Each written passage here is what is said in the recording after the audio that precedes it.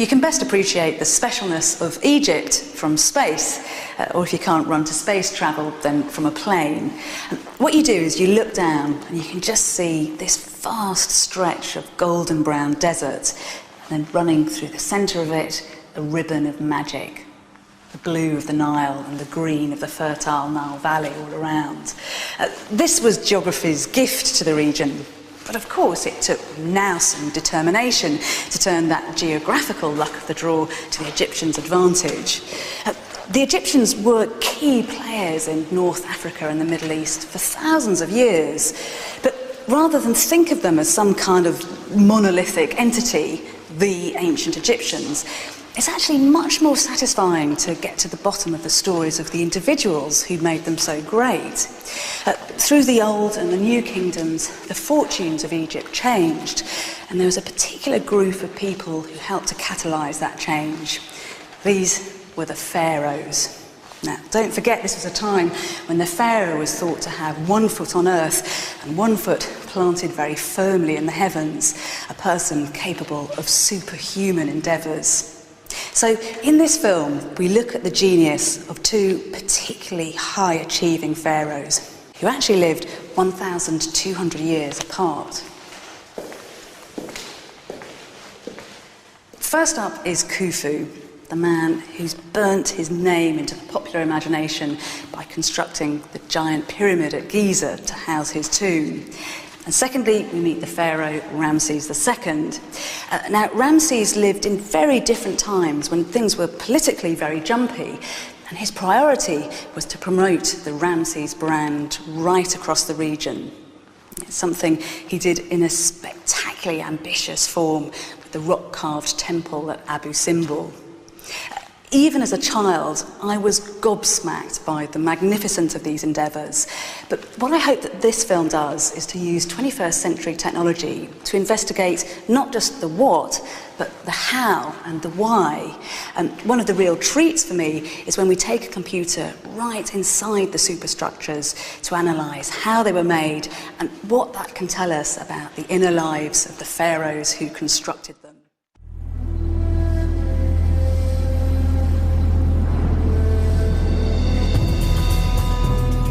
Egypt, one of the most impressive civilizations the world has ever known. We think we know Egypt. The awesome, ruthless power of the pharaohs, the golden tombs, the astonishing building projects that defied the limits of technology. But the truth is far more intriguing. Ancient Egypt was not one kingdom, but many, each ruled by pharaohs who faced different challenges and wrote different chapters in the tale of human civilization. This is the story of the architectural legacy of two of the greatest pharaohs. Under them, Egypt enjoyed two golden ages of monumental building. The first, one of the great innovators of history, the preeminent pyramid builder of the Old Kingdom, Khufu. The second ruled more than 1,000 years later. He was probably the most famous pharaoh in a newly resurgent Egypt, Ramses II. These aren't tales of tyrannical cruelty to achieve feats of miraculous engineering, but the story of a real people with an unshakable belief in a single man, their God-King. Both of these men craved one ultimate prize, an eternal life amongst the gods. But they also shared something else, and that was a gargantuan drive to achieve power here on Earth. Ramses II believed that he was the most powerful pharaoh of all time. He commissioned thousands of statues of himself that he then dispersed throughout his kingdom. It is the most brilliantly megalomaniac exercise in branding. But because artefacts like this survive, and they're very charismatic, it means that we can begin to try to understand the psychology of the man. The situation with Khufu, though, is rather different. Khufu was operating 4,500 years ago, So it's hardly surprising that his character has been virtually obliterated by the sands of time. Still, we do have one measure of his raw ambition, his extraordinary architectural legacy, an extreme fortress tomb, the Great Pyramid.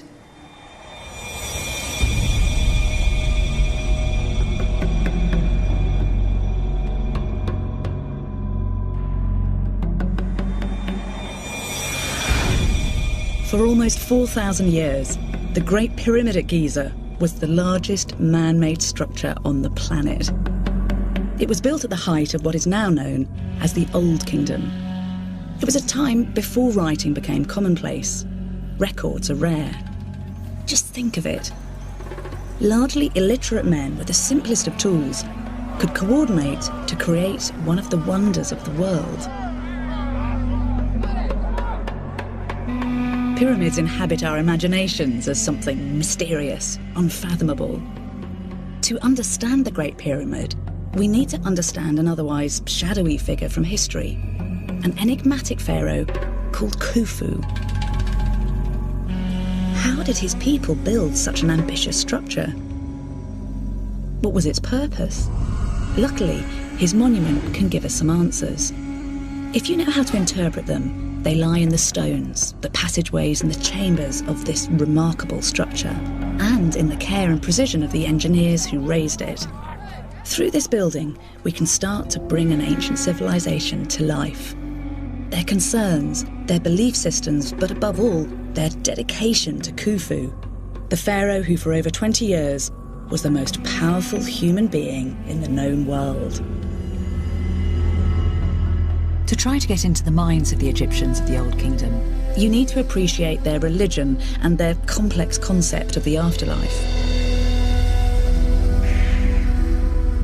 2,500 years before Christ, Sneferu, the first pharaoh of the 4th Egyptian dynasty, lay dead, and his son Khufu prepared to take the throne.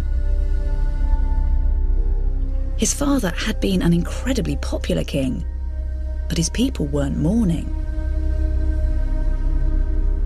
They believed that life continued after death, and his father's death was especially significant. Because in the afterlife, the dead pharaoh's spirit would join the gods. In death, the pharaoh could influence the gods, encourage them to look after the living, and when the time came, to shepherd their spirits safely across to the afterlife. But his father's place amongst the gods was not guaranteed. First, there were precise rituals to initiate. The dead king's body had to be embalmed, and those preserved remains must stay untouched for all eternity. So important were these two rituals that even as Sneferu's body was being prepared, there's evidence that Khufu was already planning for his own death. His life will be little more than a preparation for the afterlife, where he will provide security and wealth for his people for all eternity. It's really hard for us to credit, but Egyptians bought into this idea unquestioningly, which gave Khufu enormous strength. Khufu has more power and authority than any other ruler in Egyptian history or perhaps world history. He is a living god with absolute command over all of his subjects. Through immortality, Khufu's glory and the prosperity of his people were inextricably linked. The key would lie in the preservation of his dead body. And no pharaoh in history has done more to ensure his mummy would remain safe than Khufu's own father, Sneferu. to try to understand how the ancient Egyptians lived, we have to explore the cities they built for their dead. Burial monuments were as old as mankind itself, but the pyramid was still a very recent development. The forerunners of the pyramids were rectangular tombs called mastabas, made out of mud brick. But as Egypt grew wealthier, the mastabas got grander, and the pharaohs built the grandest tombs of all. Placing one mastaba on top of another created a tomb fit for a pharaoh, the first basic pyramid was born. By the time Khufu's father came to the throne, these step pyramids were already the ultimate status symbol. Over his 50-year reign, Snefru took the art of the pyramid to new heights. His first pyramid had stepped sides. Then he tried, unsuccessfully, to build a smooth-sided pyramid. Finally, Snefru achieved his goal: the world's first true pyramid. Now, his son's ambition was to perfect what his father had started. Khufu is looking at this and thinking, you know, I can do it better. I can learn from the mistakes that my father made. I can build something bigger, grander, something that will really capture the attention of both my own people and anyone coming into Egypt.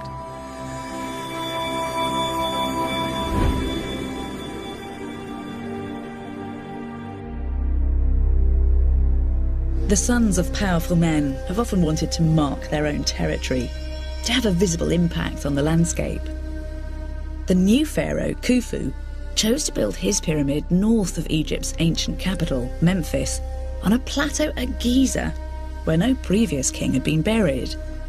It would be the biggest single stone structure the world had ever seen. Khufu's father died believing that he'd perfected the pyramid, but Khufu intended to take the art form to the ultimate expression, to cement his own place in eternity. And he would throw the entire resources of a nation at his grand project. This is a monument that Khufu is making to say, here I am, look at me, I am king, I have power, I have wealth. On the other hand, it's also his tomb. And Khufu's thinking about the fact that he needs a place where he can transform, where he can rise into the afterlife, join with the gods. The project would cost a fortune, but then Khufu was unbelievably wealthy. The source of Egypt's prosperity is one of the greatest rivers on earth, the Nile. The river teemed with fish, perch and mullet and catfish. It was a major trade route. And its annual floods brought Egypt's farmers life-giving water and astonishingly fertile mud. Egypt is the gift of the Nile, and basically the rest of Egypt is just one large chunk of desert. The Nile is Egypt's lifeblood, its highway, the reason why Egypt survives in the middle of the world's largest desert, the Sahara. The Egyptians believed that their pharaoh's privileged relationship with the gods intimately linked to the Nile's generosity. The fact that the Nile flooded was in part due to things being right in the world in a cosmic sense, in a sense that the gods were placated, they were happy, things were being done correctly.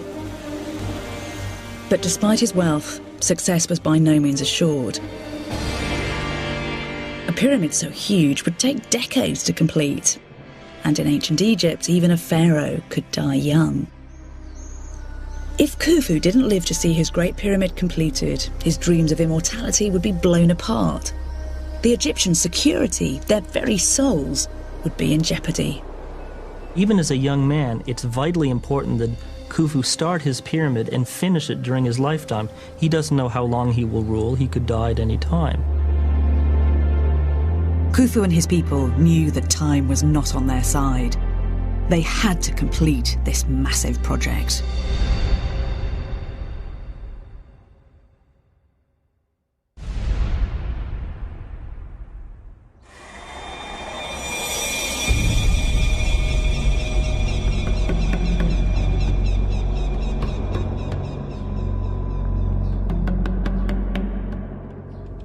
The Egyptian Old Kingdom just has to be one of the most vigorous and groundbreaking epochs in the whole of human civilization. This was a society that left behind a prehistoric mindset and mastered a really beautiful and distinctive form of writing. But of course, we are talking about 2,500 years before Christ, and so much of that writing hasn't survived.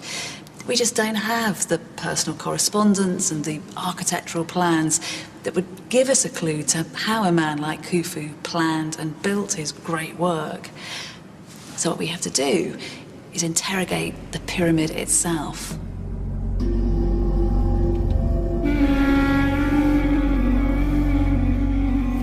Khufu's Egypt occupied much the same sort of area as modern Egypt, although its population was 50 times smaller. No more than 1.5 million people. But if Khufu wanted a pyramid that would dazzle the gods, he would need an enormous workforce. Around 25,000 healthy young men. It would be the greatest mobilisation of people that Egypt had ever seen. So where did he raise them? Khufu owned thousands of foreign slaves from incursions into Libya and Nubia. It's an enduring myth that these captives built the Great Pyramid. The story fits our technicolor fantasies that Egyptian wonders were built on the blood and sweat of slaves, on broken lives. But it's not true. Modern-day analysis of DNA taken from the bones of the workers proves that they were not foreigners, but native Egyptians. Free people.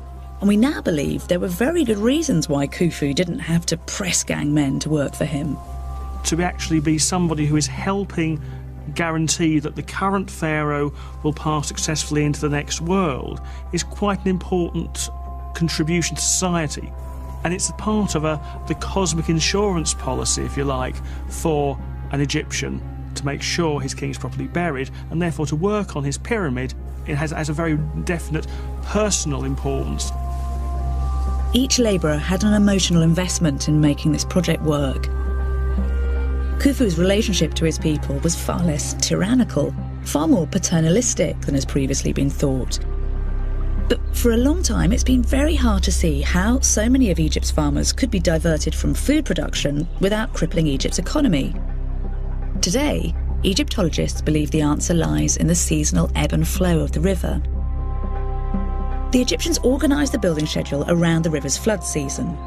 The floods stopped farmers from working for up to 4 months of the year.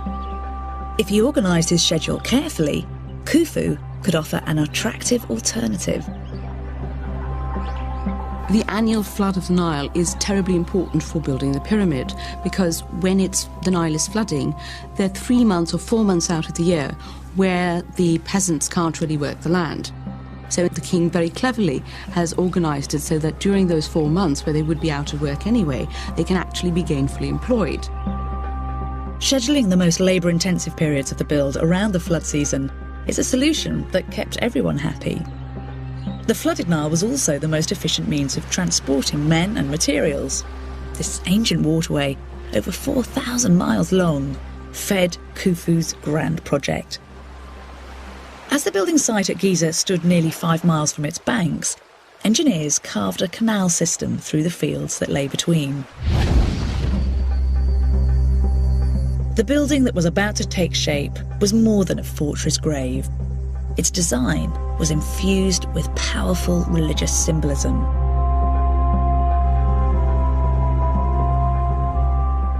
We now think that perhaps the classic pyramid shape represented the creation of the world. The first part of the land to rear up out of the water was a great mountain. The Egyptians named it Tart Jenan and made it one of their gods. Like the Garden of Eden, this place was harmonious and blissful, an earthly paradise. This primeval state of perfection was known as Maat. A pyramid shape echoes the emerging land and represents this perfect state. Maat is basically truth or order, the right way, as opposed to the way of chaos. So for the Egyptians, one balances Ma'at, which is order, against chaos, and the world is always chaotic, and the king has to maintain this balance between the two. Khufu's pyramid had to strictly follow the rules of Maat. These were the magical sparks that would transform a giant pile of stones into a stairway to the afterlife. His first critical act was to align the pyramid with the heavens, a mysterious place just beyond mortal human experience and home of the gods.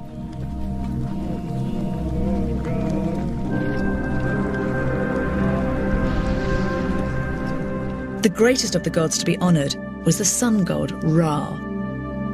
Ra, they believed, carried the sun across the sky from the east to the west. When the pyramid was completed, the east and west walls would face the rising and setting sun, honouring Ra's journey. But the east-west alignment wasn't the most crucial. Khufu and his priests believed that although the perfect state of Ma'at is rarely achieved on Earth, it could still be found in the night sky, at the site of their North Star, Tuban. By configuring it to point towards the North Star, it makes a stronger connection between his own preservation of order and the order in the heavens.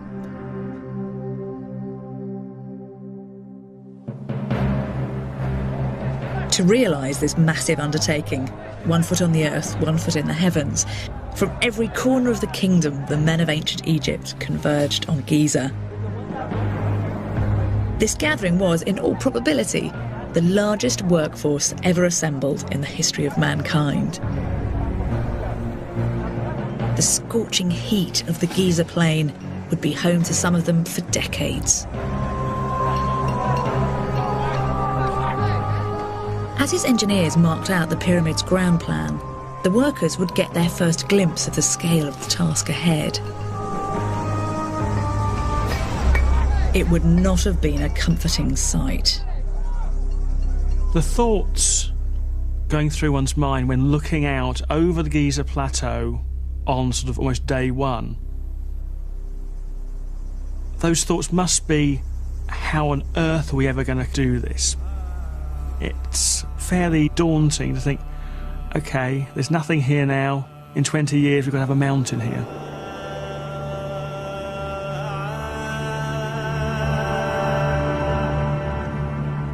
These men had to build the pyramid before Khufu died, and it had to be perfect. This was a huge structure. The potential for error was massive, as Khufu's own father had learned.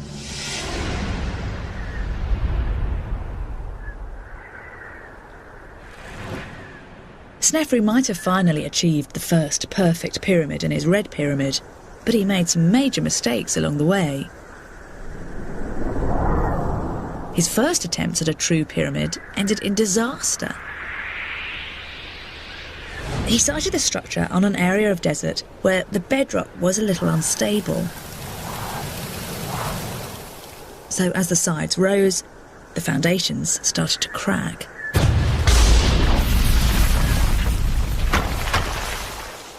In a desperate bid to lessen the load, halfway up they reduced the angle of the pyramid's sides, creating the bent pyramid, but at some price. The pyramid's glaringly imperfect shape broke the rules of Ma'at, devaluing it as a resurrection machine. Snefru was lucky enough to reign for more than 50 years, long enough to start over and finally achieve his goal.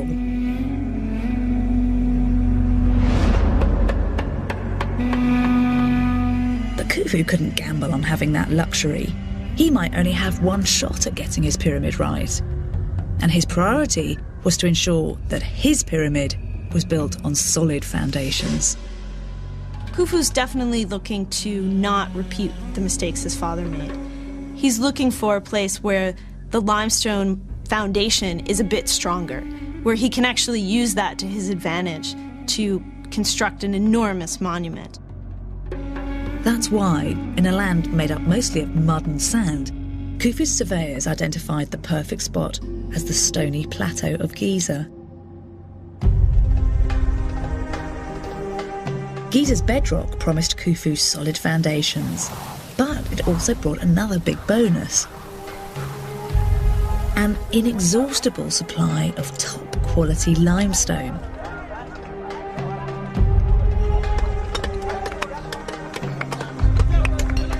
A quarry right on the pyramid's doorstep at a stroke would cut millions of man-hours from the project.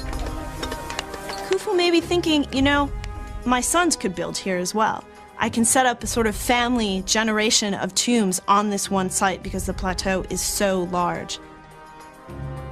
And I can house my workforce nearby. I can put them off at the edge of the plateau near to the cultivation area. And so it's a site that has a lot of different things going for it.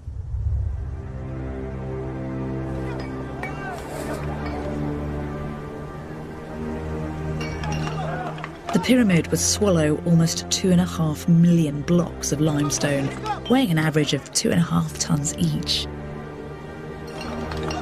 Some of the blocks at the base of the pyramid were even heftier, as much as 15 tons. Khufu and his engineers had made a good start. Solid foundations and an abundance of stone. But they still faced a big challenge. They had to ensure that every stage was constructed absolutely level. If it was rising even slightly out of line, it would be imperfect, useless, a disabled insult to the very gods it was aiming to delight.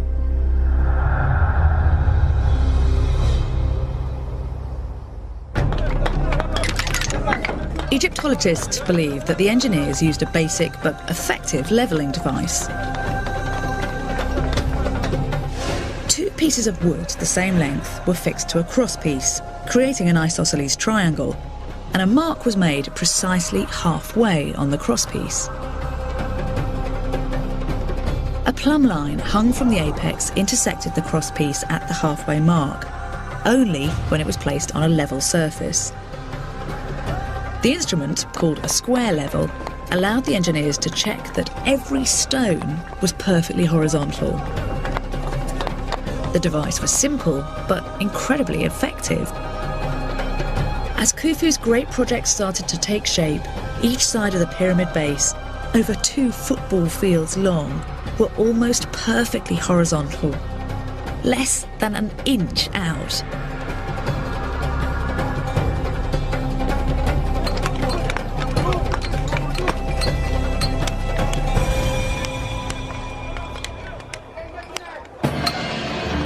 At the quarry, workers faced a daunting daily schedule. In a 10-day week, they only had 1 day of rest. We know that the teams of quarrymen cut and delivered 1 stone block every 3 minutes to the pyramid. Each limestone block was hacked from the rock face and cut to size in situ. They had really simple tools, primitive stone pounders and chisels made of copper, which is a relatively soft metal. Mind you, limestone is easier to cut than many other kinds of stone.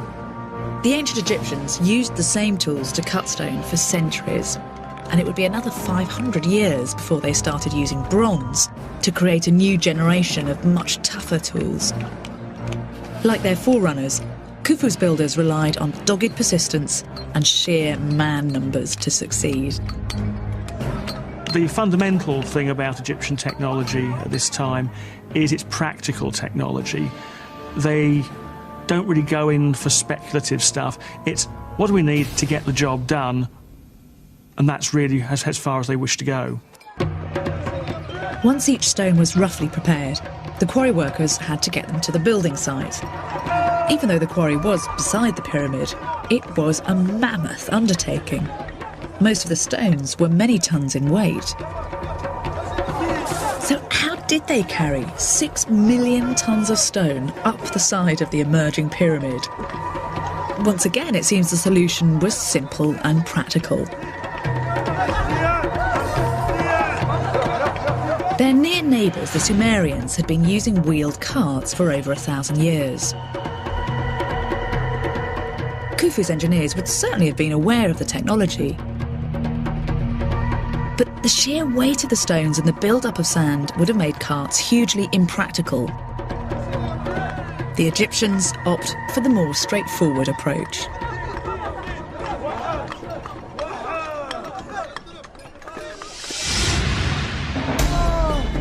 They built an enormous ramp and simply dragged the blocks on wooden sleds. The ramp was made from quarried rubble and stone and lined with wooden treads to help the sled move more easily. The ramp and sled system had been around for at least a century, and it allowed 20 men to haul 2-ton blocks of stone up the side of the pyramid. In the past, the Egyptians' refusal to use wagons has been seen as an example of their entrenched traditionalism. Not so. These men are just systematically getting the job done. That said, it's a low-tech, labour-intensive solution that is brutally tough on the workers.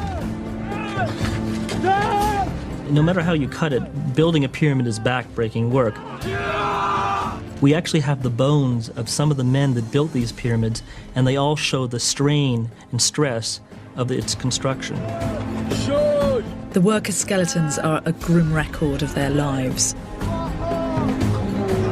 Broken or deformed bones, severed limbs, damaged spines. Tests suggest that the men's average lifespan was just 32 years, compared to 55 for a member of the nobility. A punishing price that Khufu's workers paid without complaint, because their labour secured his and their immortality, as long as the job could be completed in time.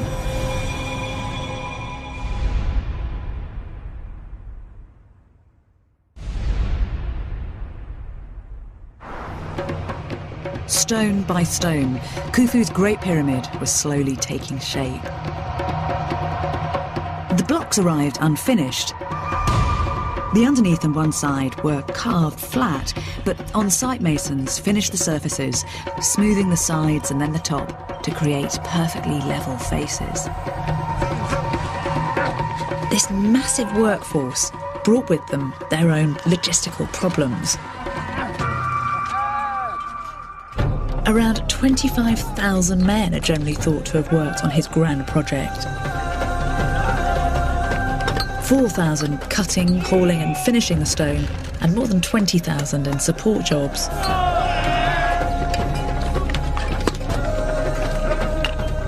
Over the course of a year, that accounted for around 1 in 30 of Egypt's male population working on the pyramid. One of the most exciting discoveries of recent years, somewhere you feel just a breath away from the long dead, has been the workers' village. Once again, it seemed Khufu's solution was characteristically pragmatic and single-minded. He ordered an entire town to be built, just half a mile from the pyramid site. For some, such as stonemasons and other master craftsmen, it was their home for over 20 years. Accommodation was basic, but the town had a sophisticated infrastructure with bakers, potters and brewers, even teachers and physicians. Scribblings from ordinary Egyptians show us there was a community spirit and a buzzing street scene. If you're coming to work in the pyramid for 2, 3, 10 years, you have your entire family housed there. Your children will have to go to school there. You will have medical facilities, there'll be places for entertainment. All the women will have their jobs, so it is a very large, thriving, bustling city. Each worker almost certainly got a daily ration of 10 loaves per family and a generous beer ration. To peasant farmers, it must have seemed the high life. All the people who are working for the king are being very well fed, much better than if they had stayed home and remained peasants on the land, because the king gives them meat and poultry and fish and bread and beer, plus extra rations that they can send back to their extended families at home. So they are really getting food fit for a king.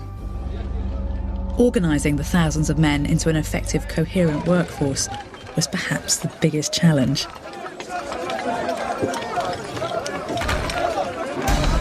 The Egyptians achieved a level of coordination, efficiency and camaraderie that would put many modern building projects to shame. It's their ability to organise, because no rabble would ever have been able to build even any of the pyramids, given if they were given a century to do so. The foreman devised a complex chain of command that ensured everything ran like clockwork.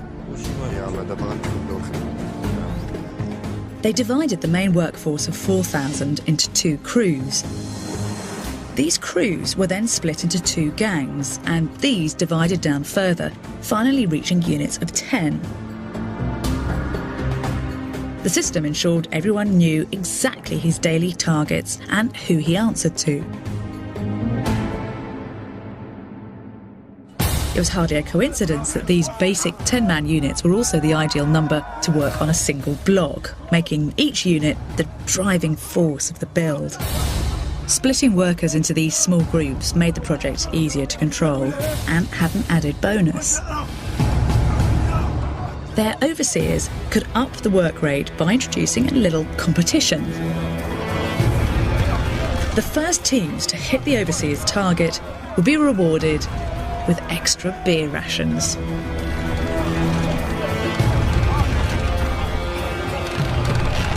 There definitely are psychological tricks that are in play here. Ways to get these guys to work faster, ways to get them to compete a little bit, to get that stone raised a little higher, to get that extra block in place before the end of the day.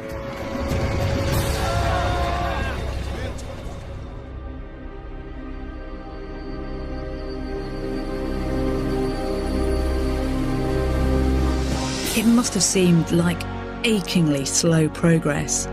But stone by stone, the world's largest building project began to take shape.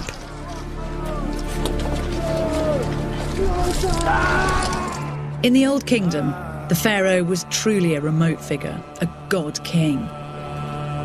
If he visited the site at all, it would have been thrilling for the workers lucky enough to catch a glimpse of him.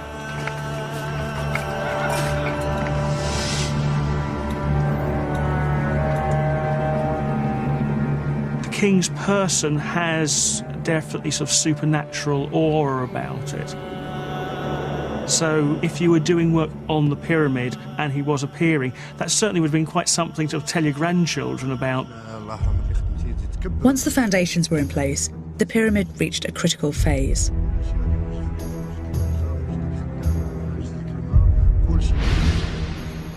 Using later evidence, we can extrapolate back to this period to envisage the task ahead of the workers.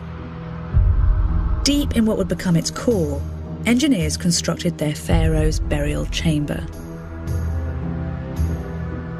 This was where his mummified body would be laid. After intense religious ceremony, the belief was that he could begin to make a journey to meet his makers. Although Khufu expected to join the gods after his death, it was vital that his body remain preserved and untouched. Khufu was the first king to decide that his body should be sealed up in one of these. It's a sarcophagus, and the word translates as flesh eater. This has been carved out of solid granite, which was the toughest rock available to the Egyptians. And really, it's a kind of fortress for corpses. You can see that this one's got some decoration down here, but Khufu's tomb was absolutely austere. It was a simplicity that was designed to put people off the scent, because round in here were rich ritual goods that would accompany Khufu on a glittering journey to the afterlife. And of course, it's all the mind-blowingly beautiful stuff in here that's attracted tomb raiders and archaeologists alike over the centuries. And that was the pharaoh's living nightmare. If Khufu's body was harmed or removed, the tomb tampered with, his eternal soul would perish, leaving his people unprotected, and his mouldering corpse shut out of paradise. Paradoxically, of course, the sheer scale of a pyramid advertised the pharaoh's treasure-filled tomb far and wide, making it a magnet for tomb robbers. Egypt's first ever pyramid, the Step Pyramid, was created by the pharaoh Djoser. To protect his mummy, he had his builders excavate nearly 100 feet into the bedrock beneath the pyramid to create a secret burial chamber. But in the early 19th century, when opportunist adventurers reached the interior, they found that it had been devastated by thieves. then, when archaeologists finally penetrated the burial chamber itself in the 1930s, all that was left were a few pitiful fragments. Khufu's fear was to meet a fate such as this, so his design team ensured that the main passages could be blocked, rock solid after burial. To deter the tomb robbers, his engineers also constructed his burial chamber from granite. The stone was specially sourced from a quarry 580 miles away. It's harder than steel and near impossible to tunnel through. But the chamber was just the start. His chief engineer devised a further set of security features. When the pharaoh's body was placed in the burial chamber, a series of 3 granite slabs would be lowered into place, sealing him inside.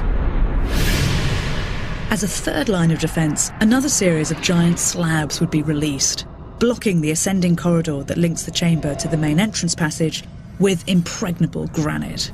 Khufu believed his pyramid would be a fortress.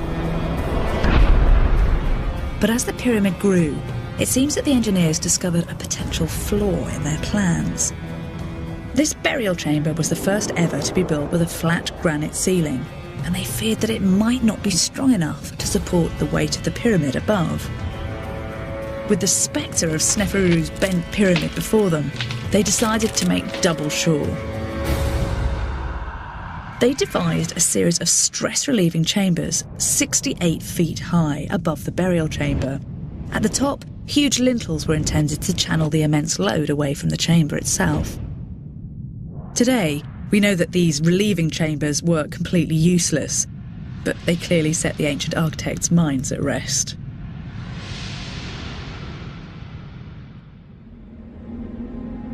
We believe it took 2 decades for the pyramid to reach its final stages.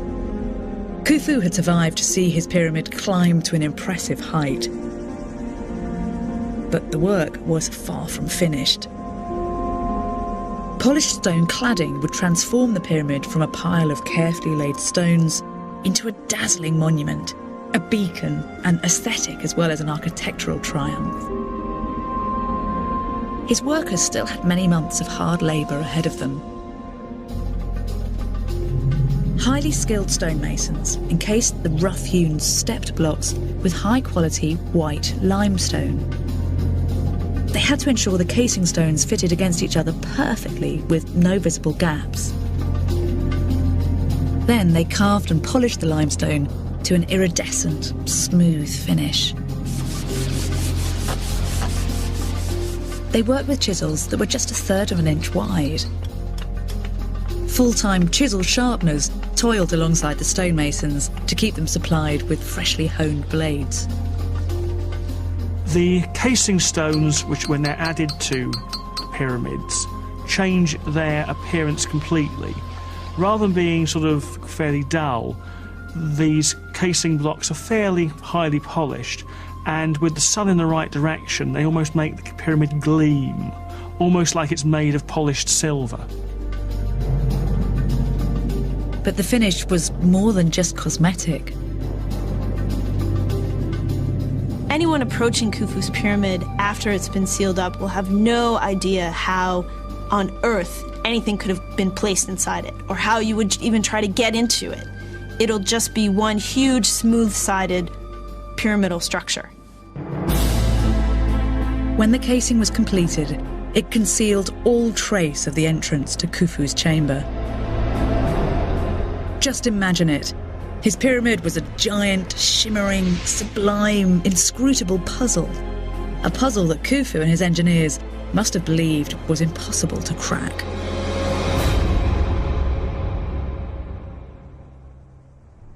"20 years after he started, the pharaoh Khufu had survived to see his masterpiece complete.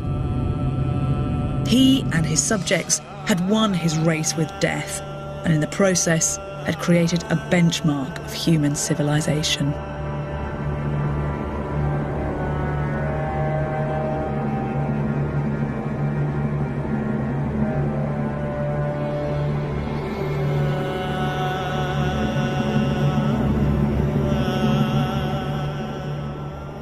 Khufu in the end was probably the most audacious of pharaohs.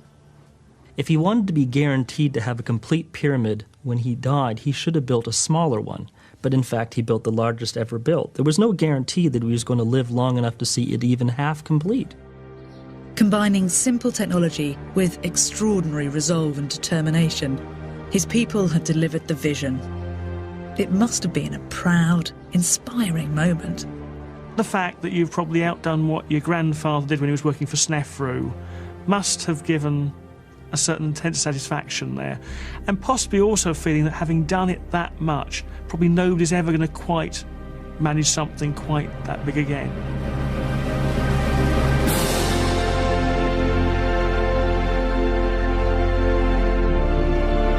The Egyptians are rejoicing. The pyramid is complete. The afterlife of the king is ensured. He will join with the gods. He will preserve order in the afterlife. So this is a time when all of Egypt is in celebration. Khufu built a pyramid at Giza that was the tallest structure in the world and remained so for 4,000 years.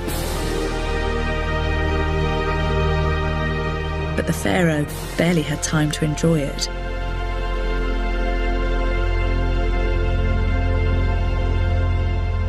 Having against the odds seen his pyramid completed, Khufu died. By our standards, probably still only a middle-aged man.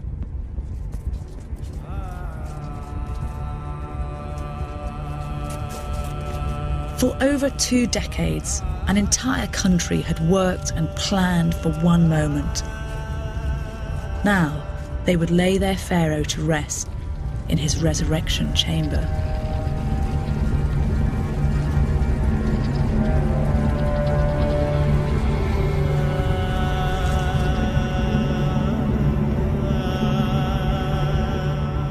From the chamber, they were convinced that his spirit would ascend to the heavens. As long as his body remained safe for eternity, when the time came, he would help their own souls to make the same journey. The engineers had created 2 shafts, over 200 feet long, on either side of the chamber. These were the secret passages through which the pharaoh's spirit could leave and re-enter the pyramid. Now his spirit would reside among the stars in the heavens, home of the gods. There he would repay his people's great sacrifice by guarding over them for eternity.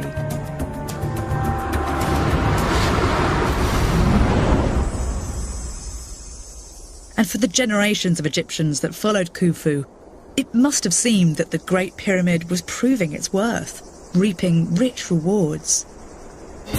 Egypt was prosperous and peaceful. Khufu's son and grandson built their own pyramids on the Giza plateau. But none surpassed Khufu's extraordinary monument. It remained the pinnacle of ancient Egypt's pyramid builders, and Khufu's divine status was assured. Centuries after his death, he was still worshipped as a powerful god. And it's been suggested that the Sphinx, world famous and still resolutely enigmatic, might even have been a tribute to the now legendary god king. After Khufu's reign, Egypt enjoyed almost 400 years of unbroken peace and prosperity. The country was stable, its people slept peacefully in their beds at night, their stomachs were full. It seemed as if the gods were happy. But sometime soon, the spell would have to break. Khufu's cosmic insurance policy would no longer offer any protection.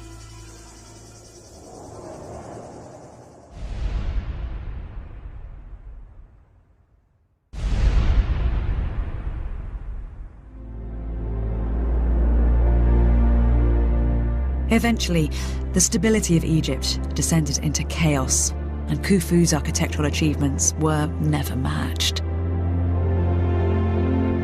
This visionary pharaoh illuminated the Old Kingdom during the early stages of Egypt's development.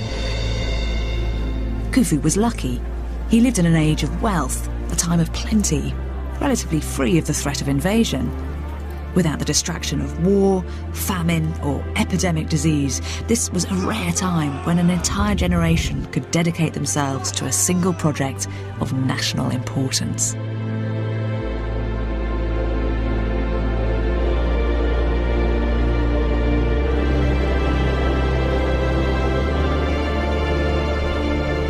But the fundamental purpose of the pyramid was to deliver their pharaoh immortality. And to preserve their king's body, they created the greatest fortress tomb in history.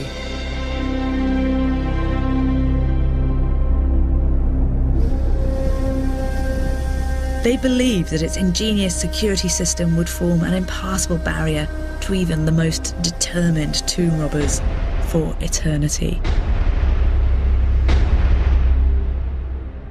820 AD, long after the ancient Egyptian empire had fallen, an Arab caliph hunting for treasure tried to tunnel into the Great Pyramid.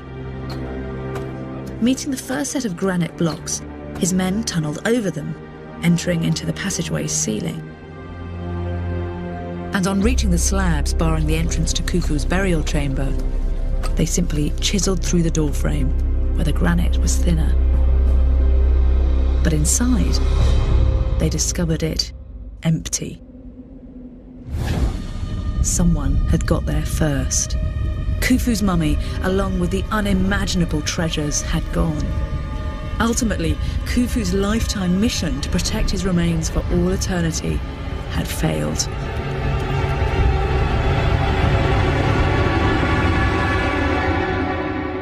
Khufu is not having a good afterlife.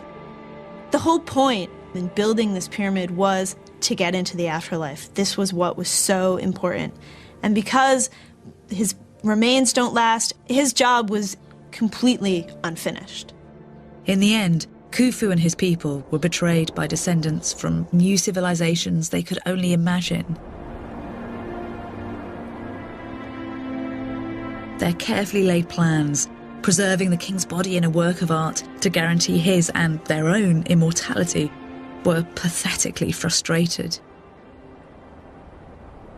We're actually really lucky to be talking about Khufu at all, because his name was nearly forgotten by history. He is name-checked in a few places, on the walls of tombs of high-ranking officials and priests, and on a few artefacts. There's a really lovely little statuette where he's name-checked. But none of this evidence is very articulate or very expansive. I mean, even here on this inscription, we just get his name and the fact that he was associated with the god Horus. It's very hard to get a sense of the real man. But Khufu, the master builder, does live on, thanks to the Great Pyramid. Through it, he has triumphed over death. He illuminated the Old Kingdom, and he still commands the respect of men and women born over 4,000 years after his death. Now he will always be remembered as Egypt's most visionary pharaoh. Remarkably, though Egypt would later become much more powerful, it would be more than 1,000 years before a pharaoh appeared who could begin to match Khufu's architectural achievements.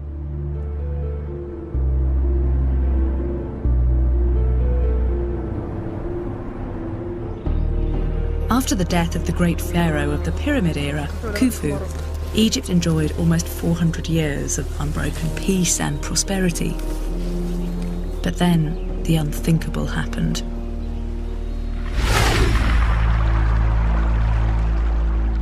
The River Nile, Egypt's beating heart and the source of all its wealth, went bad.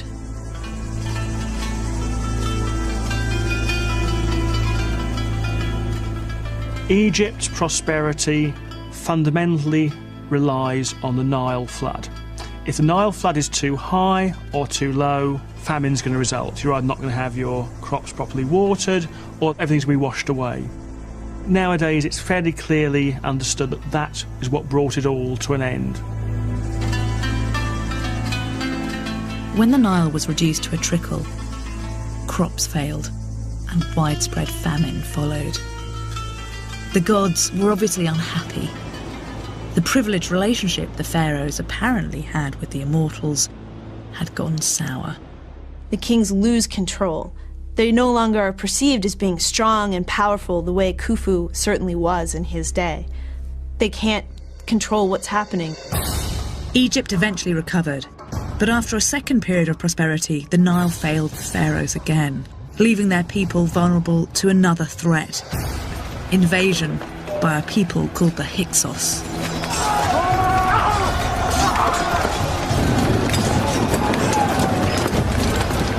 They are a conquering force. They come with chariots that the Egyptians haven't seen before. They come with composite bows that have much better range and accuracy.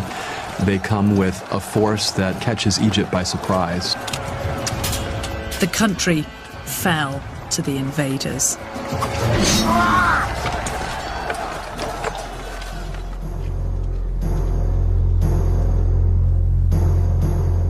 You have something which has never occurred before, and which Khufu certainly never would have thought to have occurred, that you have non-Egyptians in control of a significant portion of the country. The Hyksos ruled the north of Egypt for over a century, but eventually the Egyptians managed to expel them.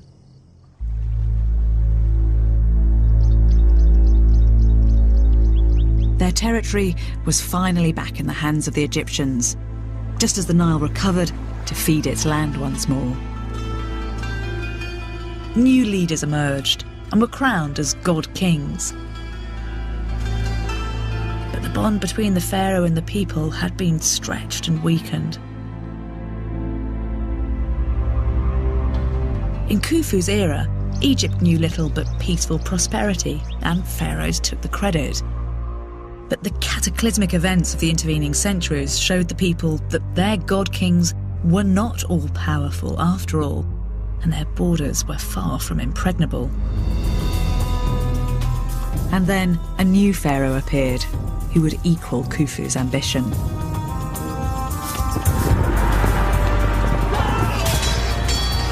"12 centuries after the death of Khufu, Egypt was once again on the rise. It was now a genuine superpower, a united country with an extensive empire in Africa and on the fringes of the Middle East. And it seemed the personal ambition of this new pharaoh was a match for Egypt's rich and vast geographical reach.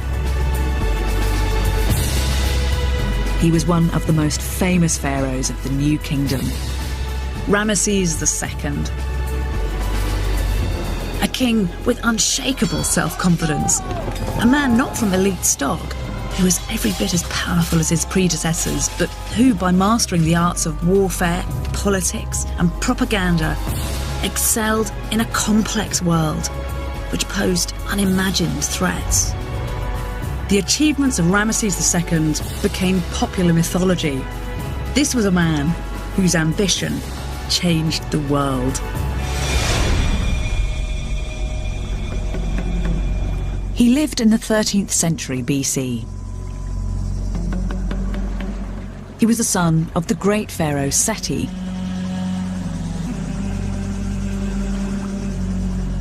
who wasted no time in having his priests anoint his eldest son as heir to the throne. Ramesses was born into the 19th dynasty, a line of immense wealth and influence. These new bloods had overseen a renaissance in the empire, and Ramesses would go on to become the most iconic pharaoh of the New Kingdom. To understand the scale of his achievements, they need to be put in the context of the empire that he had been born into, and in particular, how that territory had evolved in the 1300 years since the Old Kingdom.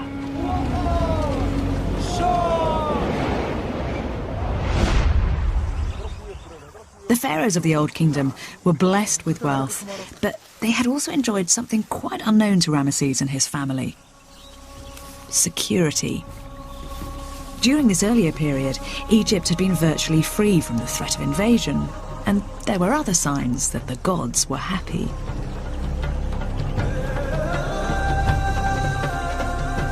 The Nile was full and flowing. Its annual floods, rich in nutrients, ensured that the farmers enjoyed bumper harvests. And as the living, breathing conduit to the gods, the old pharaohs took the credit for this period of abundance.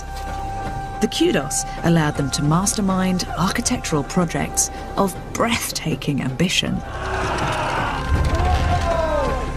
Armies of workers were mobilised to build their pyramids, the largest constructions in the known world. But although these pharaohs could harness and exploit the manpower of an empire, they were remote rulers, worshipped from afar, rarely seen by their subjects. The pharaohs of the Old Kingdom did things one way, but Ramesses was living in different times.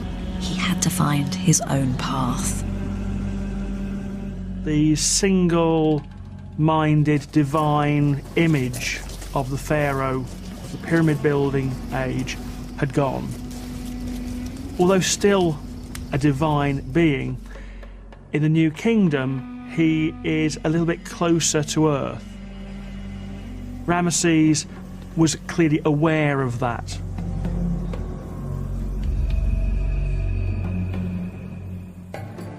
Ramesses' father, the great Seti, groomed him in this more exposed, crowd-pleasing role of accessible, accountable pharaoh.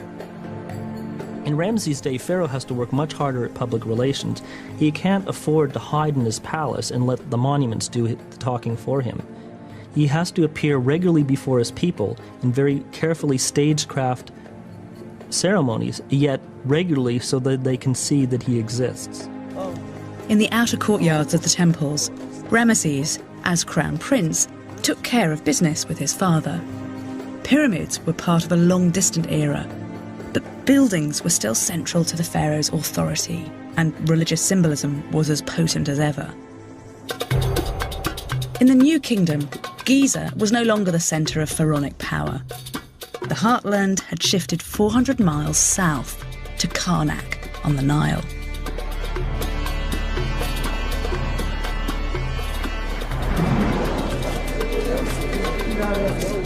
The temple complex at Karnak. Like the Great Pyramid, the structures had sacred power, which offered a viable path to the afterlife. But unlike the elitist pyramids at Giza, the contemporary temples were far more accessible. One of Ramesses' first tasks was to expand, alongside his father, this existing religious site. Together, they created the biggest temple complex ever built and crowned it with one of the great engineering achievements of the ancient world, the hypostyle hall.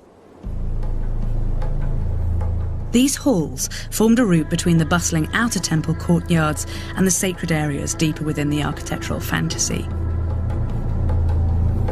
Supporting a massive stone ceiling were 134 towering columns, the tallest over 70 feet high. At their base, these shafts are so thick that it takes more than 7 people holding hands to encircle a single column. But, like the Great Pyramid builders of the Old Kingdom, Seti's engineers used deceptively simple methods to build the hall. As the column sections arrived from the quarry, the builders stood one on top of the other.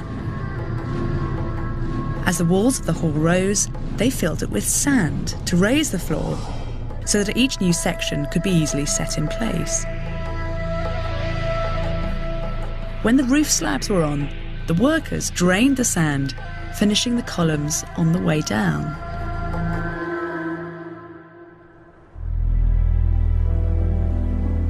Like the ancient pyramids, Karnak temples symbolise the search for perfection and order within universal chaos. But they were more than symbolic. The deities were thought to inhabit the inner sanctum, where only the pharaoh and his high priest could enter. The hypostyle hall, Ramesses' great work, was a kind of fossilised incarnation of oral creation myths. The great columns resembled giant papyrus plants. They represented the primeval marshland that covered the earth at the dawn of creation. A significant development in the cult of the afterlife gave this building even more potency. So when Ramesses inherited the task of supervising the carving of the interior of the hypostyle hall, he was continuing a cosmically vital task. The dead pharaoh's spirit was no longer sustained in the heart of a massive pyramid. It now glittered from the very stone and the paint of the statues and reliefs. His artists were more than merely decorating. This imagery was transforming the hall into a potent source of religious and political power. The pharaoh in waiting was beginning to create the Ramesses brand. The temples are where the pharaoh projects his image. They're the billboards in which he can advertise his glory and also his faithfulness to the gods. In part, he's trying to impress the gods themselves, not just the general populace, so he has two audiences.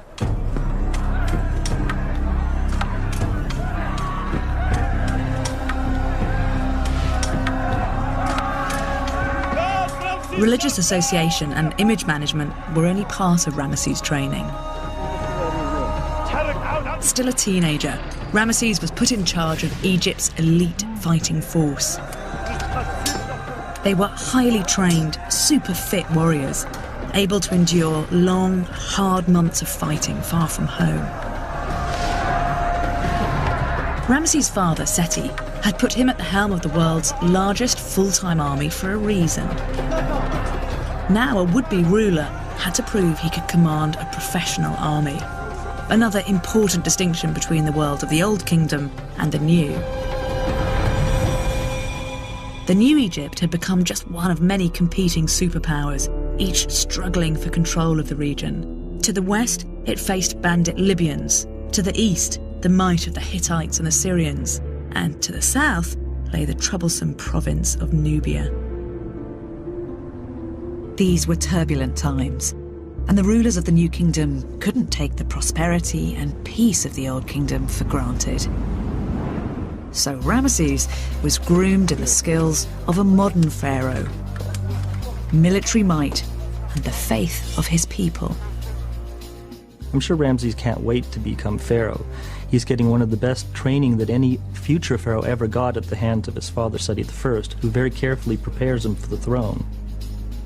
But of course, he wants to have the top job for himself. But when his chance came, would he be up to the challenge?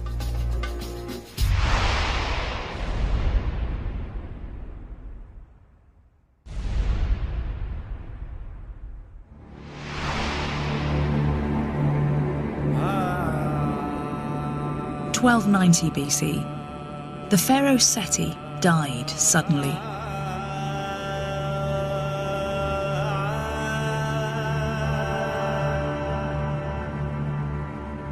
Ramesses was crowned ruler of Egypt.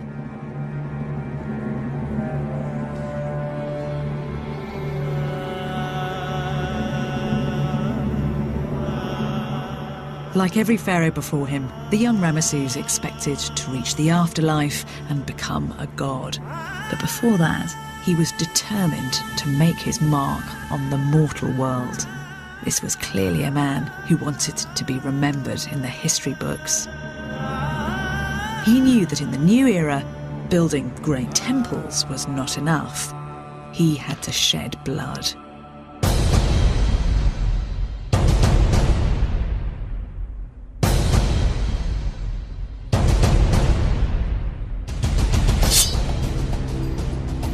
Ramses, when he accedes to the throne and becomes king himself, now it's his turn to shine. It's his turn to show the Egyptians and to show the other powers of the Near East that he is a powerful pharaoh, that he can compete on the world scale.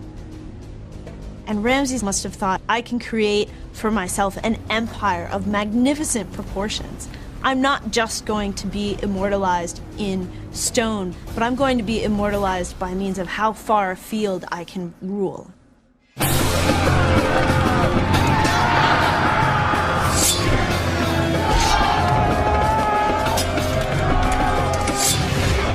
Just 4 years into his reign, the young king unleashed his forces to Egypt's east.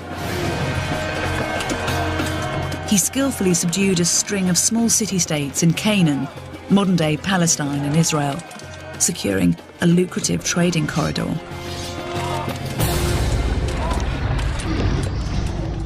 Ramesses' victories swelled the royal coffers, and he lost no time in embarking on an epic building programme to thank the gods and to proclaim, to anyone who would listen, his glorious triumphs. The amazing thing about Ramses is how confident he is when he becomes king. He's a young king, untried, and yet he hits the ground running.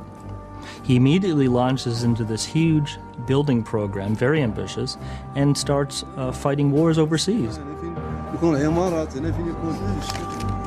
You have this balancing act happening, where you need to have a strong military, in part to ensure that the wealth keeps coming into Egypt, so that you can send that wealth off to your temples and thank Amun-Ra for helping you to have this huge empire.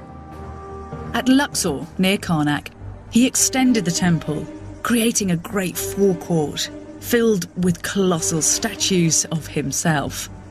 And in front of them, he sunk 2 giant obelisks carved from single blocks of pink granite.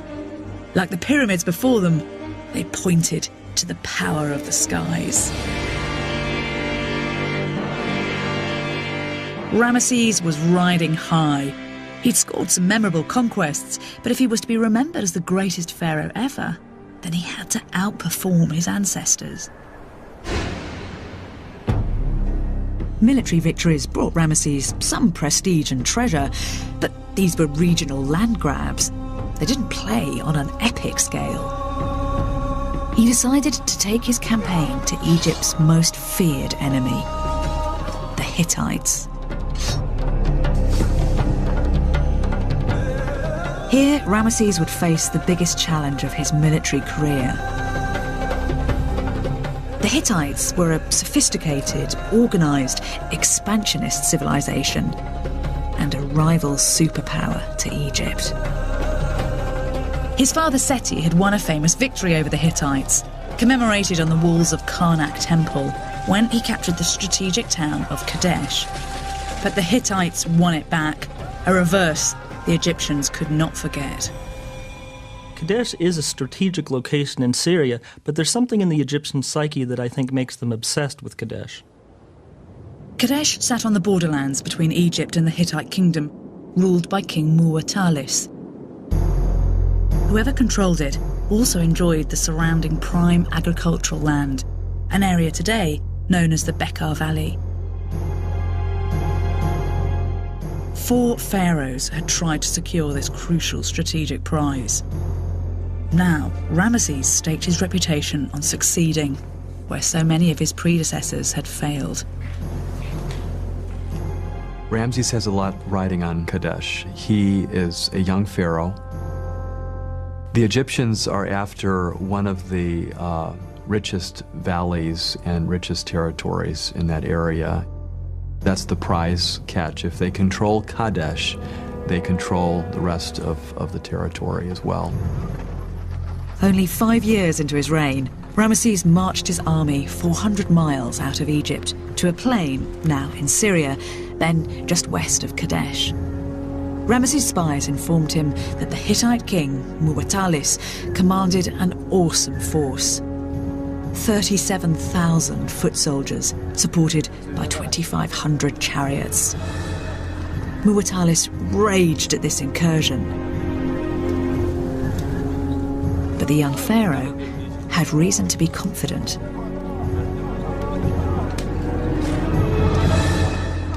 The army that Ramses II is mustering to go against Kadesh is the ultimate army. It's vastly superior and vastly different from anything which came before it. Technologically conservative, the Egyptians had at last embraced new technology. They were introduced to the chariot during the Hyksos invasion and had adapted it to cope with sandy terrain, creating a really formidable weapon. This chariot was lightweight, highly manoeuvrable, and above all, fearsomely fast. Riding alongside the charioteer was the archer, armed with a new composite bow that combined wood and bone for added flexibility and power. The new design meant that arrows could be delivered with deadly accuracy across the length of 3 football pitches and with enough power to punch through the bronze armour of the Hittites. Alongside the chariots marched the infantry, carrying another improved weapon, the khopesh, a short sword with a lethal curved blade. Ramesses was about to put these weapons to the test in his biggest challenge yet. If he could capture Kadesh, the young king would become a legend among his people, and the spoils would fund a building and public relations programme that ensured his name lived on forever. It is a do-or-die situation for him. He needs to prove that Egypt is in control, both to the Hittites, but also to his own followers, also to the people in Egypt. As Ramesses and his army approached Kadesh, he received encouraging news. Egyptian scouts found 2 men, double agents as it would turn out, hiding in a nearby forest. When the captives were interrogated, they claimed that the Hittite army was 120 miles away. The town stood unprotected. It seemed Kadesh was his for the taking. Impatient for victory, Ramesses split away from his troops and took a single division to within striking distance of the town. He ordered a 2nd division to circle around to the north in a pincer action. But just as victory seemed within his grasp, disaster. Ramesses realised he'd fallen into a Hittite trap. The fact of the matter is that the Hittite king is hiding behind the city of Kadesh, at Old Kadesh, and waiting to ambush Ramesses.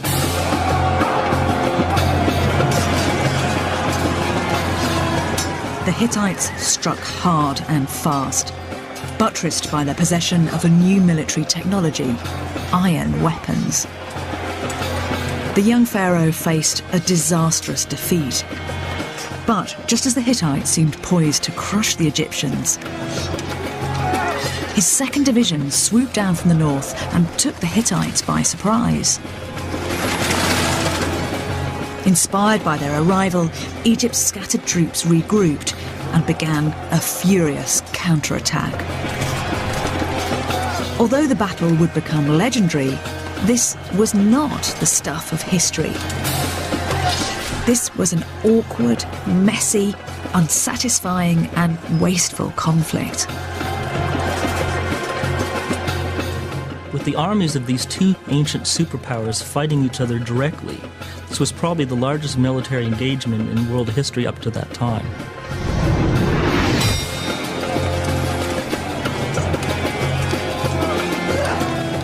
Between Ramses II and the Hittites is enormous. You've got massive amounts of slaughter on both sides. The battle claimed thousands of lives, but at the end of the day, there was no outright victor.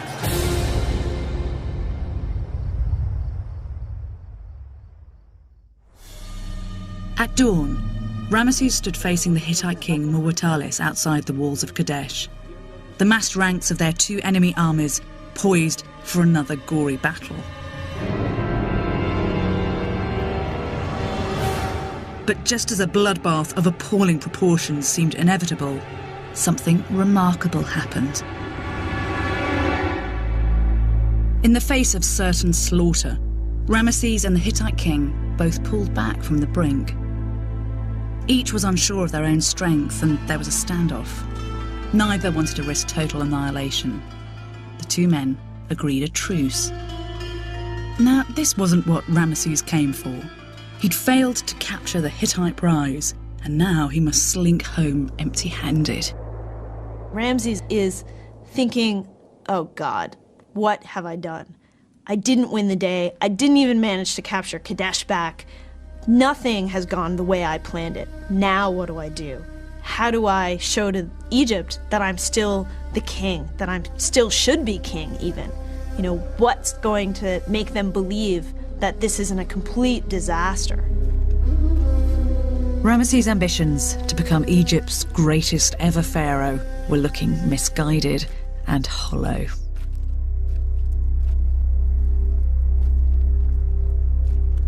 Well, when Ramses gets home, this is going to be very embarrassing. He set out to conquer Kadesh, and he doesn't get it. So he has some explaining to do. Remember, this wasn't the deferential Egypt of the Great Pyramid builders. The pharaoh was no longer beyond criticism. He knew people would be asking questions. Just like any modern-day spin doctor, Ramesses set out to big up the positives. I mean, he hadn't actually lost the battle, which was a start, and although he must have been sick to the stomach with disappointment, he knew that he had to salvage the situation.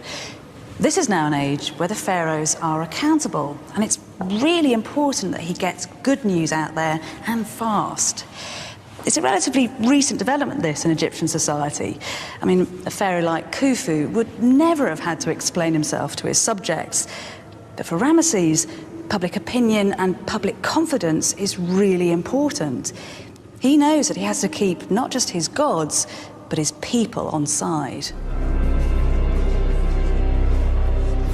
But if this was a more risky era for a pharaoh, it also offered more choices. Ramesses reached for a weapon even more punchy than chariots and bronze swords. Propaganda. This is a wonderful opportunity for Ramses to broadcast something to his audience that will make him the king that he will someday become. Ramesses commissioned a series of stone reliefs to commemorate the Battle of Kadesh on temple walls, the length and the breadth of the kingdom. So part of the sort of the heavy spin put onto the whole Kadesh campaign clearly is to make sure that his image remains what he wants it to be, that of the all-powerful, all-conquering pharaoh. Well, when he sets up his record of the Battle of Kadesh, Ramses proves that he's the greatest spin doctor of the ancient world. The carvings tell the story not of an inconclusive truce, but a clear-cut victory. Ramesses is portrayed as the hero of the hour, who, separated from his troops, stands alone, valiant against the Hittite ambush. He claims he wept him good, but he didn't. He's not going to show what really happened. He's going to show what he wants to have happened. So the image that he has depicted there is one that shows him routing the Hittites pretty much single-handedly, leading the way, sending them fleeing, trampling them under his horses and chariots, and really creating a sense of Egypt, and Ramses himself as the personification of Egypt is the ultimate.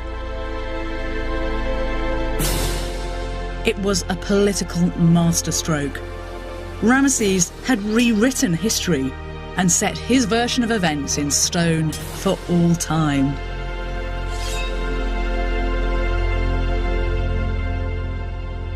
The king's lifelong talent for self-promotion had only just begun. Now he would start show building on a grand scale. But though he had the ambition, he didn't have the resources available to his predecessor, the great pyramid builder Khufu. Ramesses would have to find new ways of realising his grand architectural statements, with far fewer resources to play with.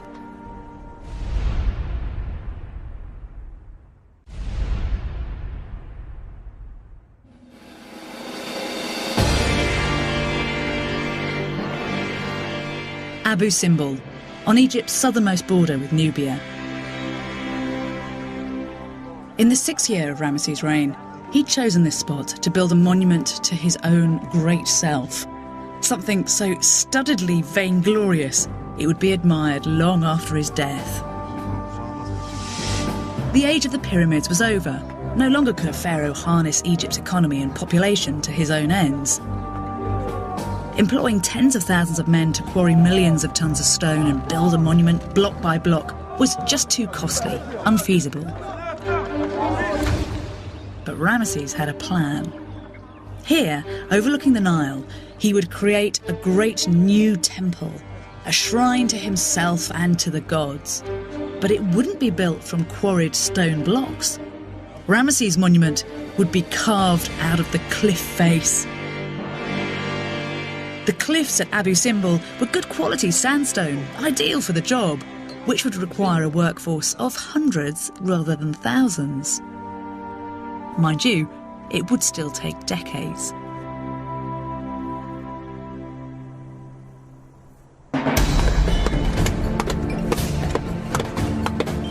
(1284 BC). Highly skilled stonemasons started work at Abu Simbel. Their first task was to create 4 70-foot tall statues of Ramesses himself to guard the temple entrance. The technical problems must have been amazing. You have to figure out how to scale these figures and carve them out of the side of the mountain. You have to put scaffolding up to support the workers that are going to do all this. You have to be able to envision these statues emerging from a raw mountainside. The colossal stone men would embody Ramesses' reach and potency, but the carvings had another aim, one that linked him with his predecessor Khufu: the pursuit of immortality.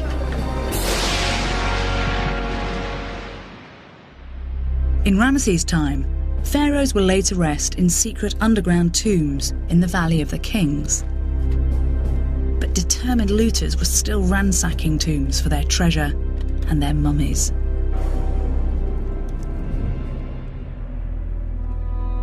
In the face of this threat, Egyptian beliefs about how to achieve immortality gradually evolved. It was no longer essential for the pharaoh's mortal remains to lie untouched for eternity. By the time of Ramesses, incarnation in stone offered a new insurance policy against death. By having his face and his name, these are magical symbols, symbols that have power, symbols that themselves have immortality in them. And so even without the tomb lasting properly and perhaps the mummy being moved out of the tomb or being destroyed even, there are still other means by which he can ensure that he is remembered and is eternal.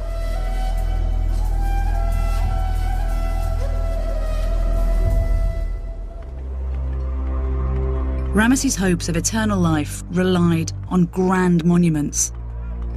And there are few grander than Abu Simbel. Just like the pyramid builders, he had to see it finished before he died. But he had only a tiny fraction of the workforce available to the Old Kingdom pharaohs. And the tools for stone cutting had barely changed in the 13th century since the Great Pyramids. The only significant innovation was tougher chisels made of bronze. As the statues began to take shape, workers tunnelled deep into the rock face. The finished temple would stretch an incredible 197 feet into the mountainside. Abu Simbel's interior had to be precisely aligned to the movements of the sun. Because Ramesses was a showman, he planned a spectacular surprise deep inside his temple. A light show worthy of the gods for centuries to come. But in the here and now, Ramesses was still fretting about his old enemies. The Hittites. Ramesses launched a new assault, striking deep into enemy territory. Soon he was locked in another series of frustrating battles, capturing cities only to lose control again as soon as his army marched on to new targets. If at any point he died, his temple would lie unfinished, risking his chance of an eternal life. He could end up a forgotten pharaoh, a footnote, a lost soul.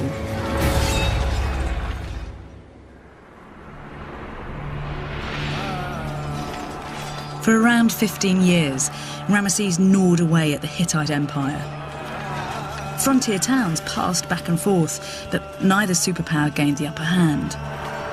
Eventually, the two sides signed one of the world's first peace treaties. True to form, Ramesses used it to spin his skills as a diplomat on the walls of the temple at Karnak. With peace guaranteed, at last he could dedicate his energies wholeheartedly to his grand project at Abu Simbel.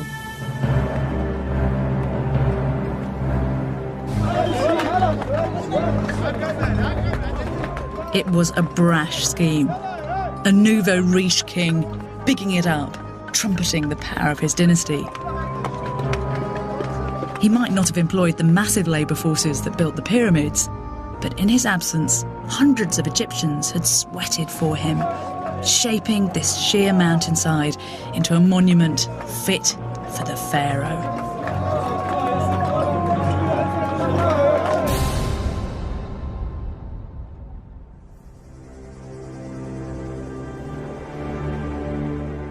(1266 BC).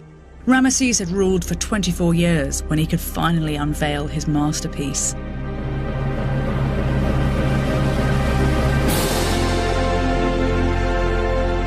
His homage to himself, his self-centred gift to the gods.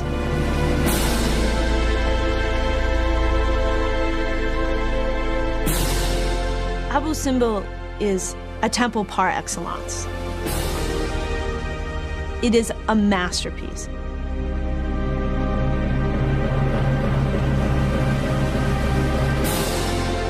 It has the king, it has the deities. It's fulfilling a particular function, the restoration of order, ensuring that chaos doesn't enter into the world. But it does it in an incredibly aesthetic way. In tune with this more troubled, complex age, the temple served a double purpose. It was also an imposing warning to Egypt's neighbours to the south. I don't think Abu Simbel is just a spectacular engineering feat built to the glory of Ramses and his godhood. It also serves as a stark warning to the Nubians in case they should rebel. It's a giant beware of Pharaoh sign. Inside stands a spectacular avenue of 33-foot-tall statues of Ramesses, evidence of his belief in himself and his incarnation as a living god. Deep inside the mountain, Ramesses' brilliant trick of the light was finally triggered. In the sanctuary at the heart of the temple sits Ramesses, enthroned as a god alongside 3 other deities. Twice a year, at sunrise, the sun's rays penetrate through the dim inner halls, puncturing almost 200 feet of darkness.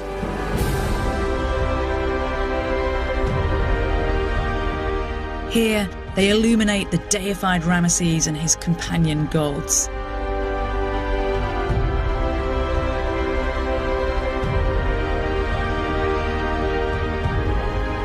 The message is unmistakable.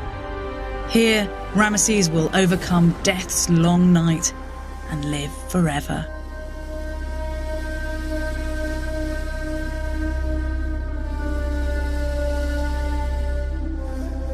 But Abu Simbel wasn't his last gift to the world. Still buoyed up by his own success, Ramesses made a concerted bid for eternal magnificence. His builders erected hundreds more temples, giant statues, even a whole city. And so Ramses embarks on this huge building campaign. He's going to put temples throughout Egypt, from the north down to the south. Ramesses is everywhere, in stone and bronze, promoting the Ramesses brand today, and perhaps in the hereafter. His insurance policy to cheat death. Ramesses' manic covering of monuments with his names and images may well be, at least partly, a desire to ensure that there's always be enough images of him left on Earth to guarantee his eternal life.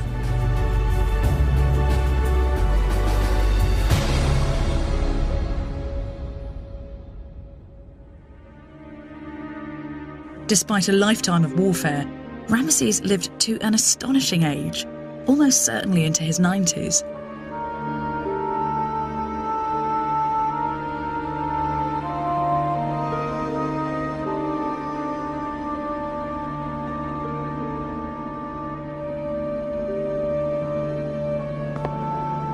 He left at least 45 sons and 40 daughters, and more monuments than any other pharaoh before or since. His self-conscious PR strategy had worked. His nation wept for their loss.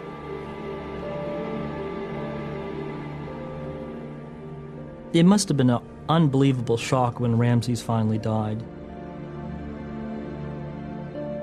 You have to remember that he lived for 3 times the average lifespan of the typical Egyptian of his day. Imagine how traumatic that would be to lose a leader that had ruled you for that long, in which even your grandfather couldn't remember another king. Ramesses had served his country well, giving his people 3 generations' worth of peace and security, doing his bit to call down onto earth the holistic harmony of Maat. Now, priests preserved his body in accordance with the rituals that had survived since the Old Kingdom. Back then, Khufu's mummy had been protected by an unprecedented security system involving massive slabs of granite. But Ramesses' mummy wasn't placed in a pyramid. He was destined for a secret tomb, gouged out of a mountain in the Valley of the Kings. Would this ruse work? Would the tomb robbers be frustrated?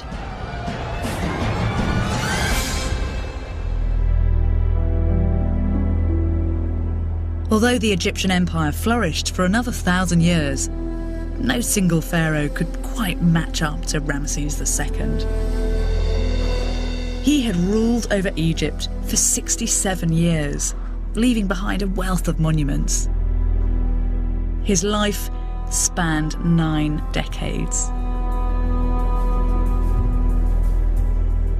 I think one of the greatest testaments to Ramses' success as a pharaoh is that he had so many imitators. You have Ramses III through Ramses XI, several pharaohs that tried to imitate Ramses II, but none of them ever equaled him for the length of their reign or the greatness of their accomplishments. The discovery of Ramesses' ultimate fate would remain a mystery for another 1,000 years.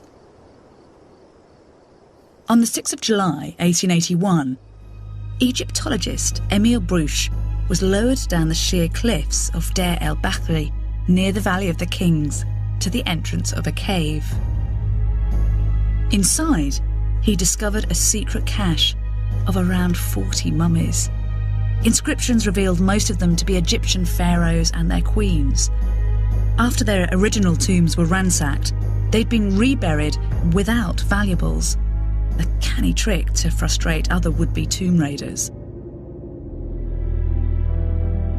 And one of them was the body of the man celebrated as the greatest pharaoh of all time, Ramses II.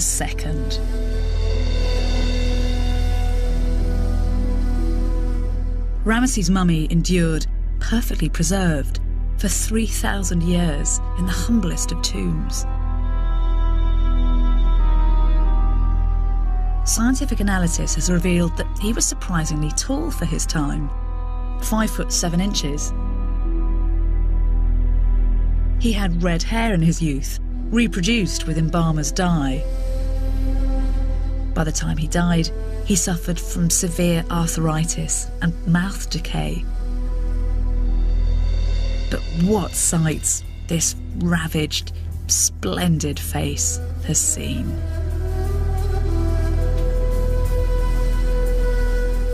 The fact that we're sitting here today talking about Ramses II is, in a sense, exactly what he would have wanted. It is his immortality that's being achieved right here, right now.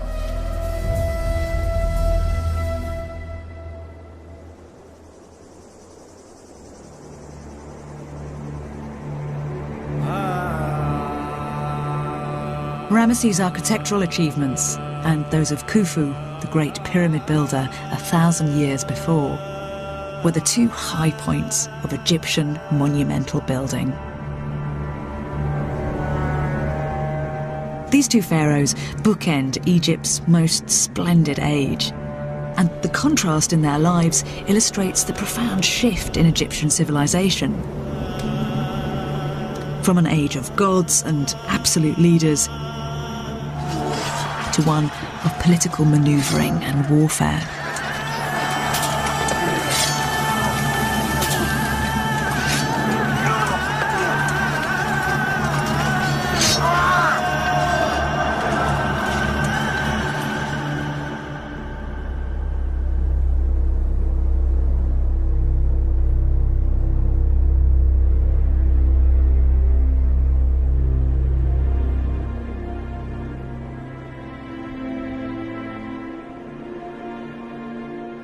Ramesses expanded his country's borders, and for 4 decades he protected the empire from its powerful rivals.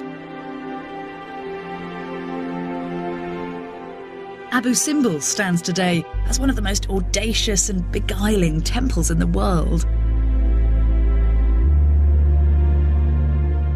But Ramesses' architectural legacy extends beyond that single monument. His blustering buildings and statues can still be found right across Egypt. Perhaps most of all, Ramesses was an imaginative, forward-thinking ruler who did more than survive in a complex and dangerous time. He thrived. A man skilled in warfare, politics and propaganda, he embodied a very changed Egyptian world, less certain, less safe than that experienced by Khufu 1,000 years before. These two men led very different lives. Khufu was an absolute ruler, whereas Ramesses had to duck and dive a bit to keep a grip on political power. And if you set their stories up side by side, what you see is a profound shift in the way that Egyptian society worked. But I tell you what they both share. Both men believed that they could achieve eternal life by travelling to the stars, whereas actually it was human inspiration. It was the work of men with feet of clay that's given them immortality. But we still remember them because their structures still survive. These were pharaohs who thought that their feats of engineering would bring them physically closer to their gods, whereas actually they brought them closer to all of us.